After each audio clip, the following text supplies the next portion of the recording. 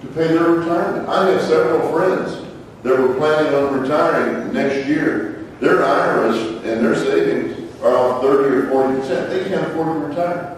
They're going to have to continue to work.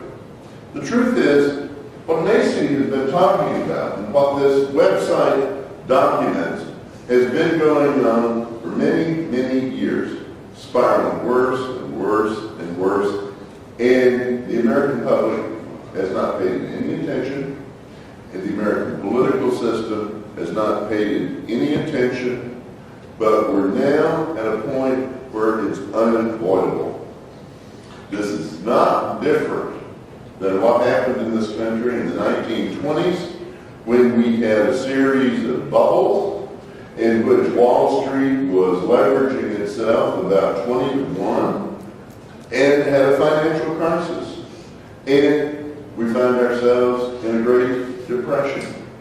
We're not going to go into a Great Depression, but what we found is that it took a crisis, a major crisis, before anything would be done. The month that Franklin Roosevelt became president, the month before he became president, which was February 1933, something in the neighborhood of 2,000 banks collapsed. By the time Franklin Roosevelt took office in March 4th, 1933, there were 10 banks in the United States that were left open, and they would only allow the depositors to take $10 each out of the banks. It took a major crisis to change capitalism and create a way to deal with it. We're in that type of a crisis today. It's a different crisis, it has a different nature as such. How did we get to this position? We got to the position over a period of about 30 years. And we've come to this position because we have adopted a policy of laissez-faire globalism. Or let me put it another way. This country found itself in what I think future historians will talk about as a 75-year war. It began in 1914. The old empires of Russia, of Germany broke up. The Austrian-Hungarian Empire broke up. The war had a interregnum. We then wound up continuing it in World War II. We then wound up with a great fight between communism and the West, and it ended around 1989. 1914, 1989, when the Soviet Union broke up. We lived in a war state, by and large, for 75 years.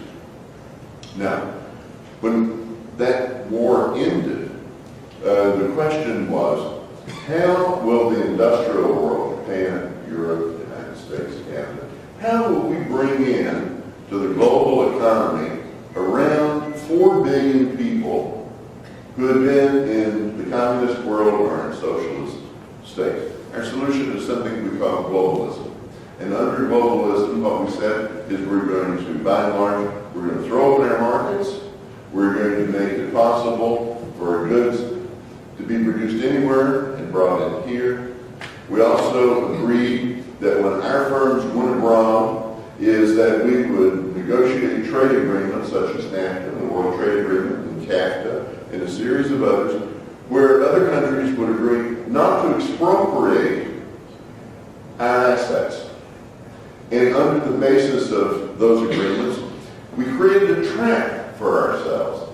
And the trap was, if a company that was in the United States would leave and go to Mexico or China or Bangladesh or any other country, they could go there, they could find very good workers, they could train workers, they could move their machinery, they could move their technology, they could produce the goods, and they would have a radical cost savings because they didn't have to worry about the environment, they didn't have to worry about worker safety, they could pay people 56, 60 cents an hour, and they could bring the goods back into the United States duty-free.